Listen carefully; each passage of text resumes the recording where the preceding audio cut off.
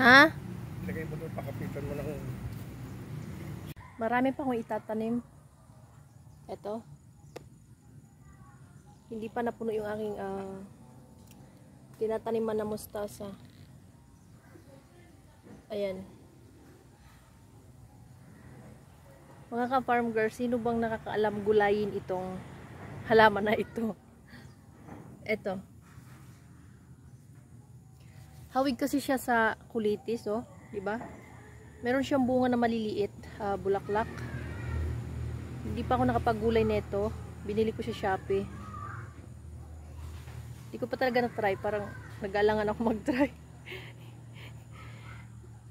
Siguro ita-try ko yan pag wala kaming ulam. Yung talinom na try namin nung wala kaming ulam. So nakatikim talaga kami ng talinom. Ang sarap, panalo.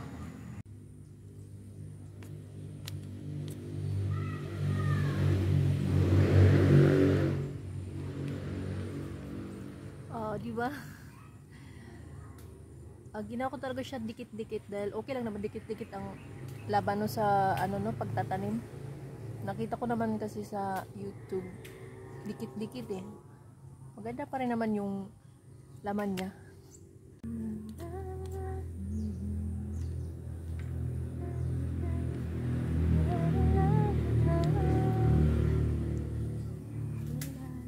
Wow. Diyan mo lang isandig kay Baka makalimutan mo. ay hindi yan. Kasi kailangan ko na yan dyan kasi malaki na kasi yung ano yung tawag dito yung sayote. Baka masundot mata mo dito ha.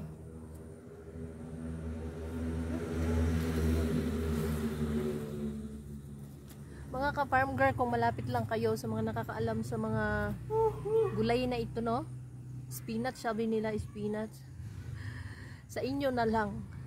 Pero itry ko muna bago ko ibigay sa inyo.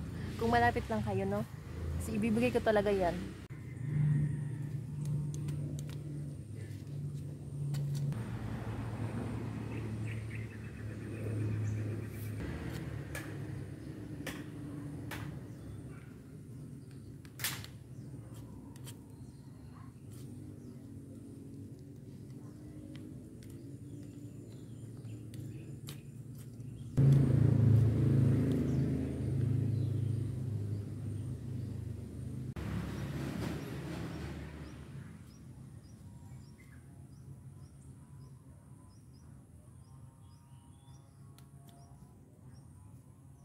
Ang sarap magtanim.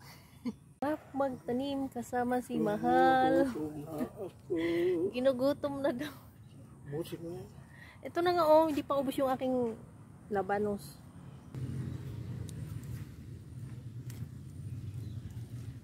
Ayan, mag-harvest na rin tayo ng mustasa. Alisin natin to kasi yung kakanlong lang to sa ating labanos, no? Ang ipapalit natin labanos.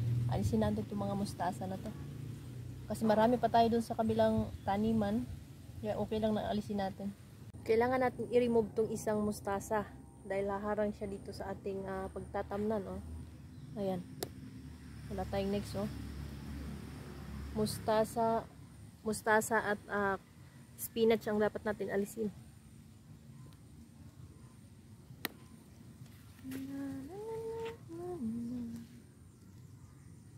Ayan, sa inyo na lang mga ka-farm girl. Tapos,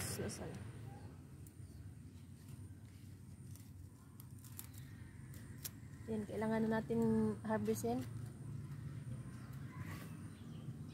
Kasi matatamaan ng ating labanos yung ating way. Masyadong na ito.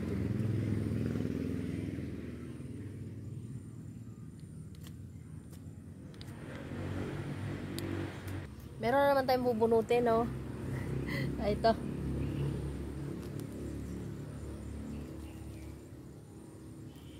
Kung malapit lang talaga kayo, ay pamimigay ko to. Pero ibibigay ko to mga ka-farm girl dahil hindi ko pa na-try gulayin.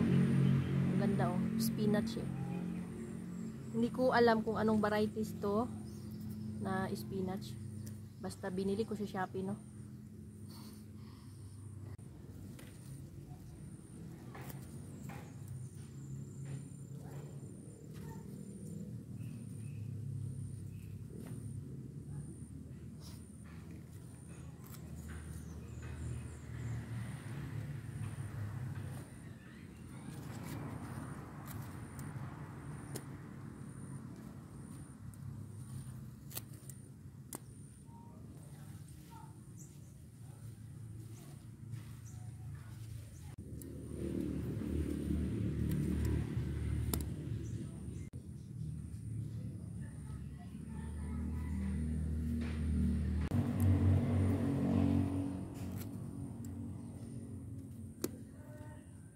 At tapos na nga tayo mga ka-farm girls sa ating pagtatanim ng labanos. Papakita natin ha. Ayan o. Ayan. So dalawang linya lang yan. Straight. At yung kabilang linya, buto ang itatanim natin. Tingnan natin kung sino ang pinakamas mabilis. Yung naka-transplant or yung direct sa lupa na buto. Abangan sa ating mga next videos sa paglaki ng ating mga labanos, and don't forget to follow our page guys, and thank you so much. Bye bye.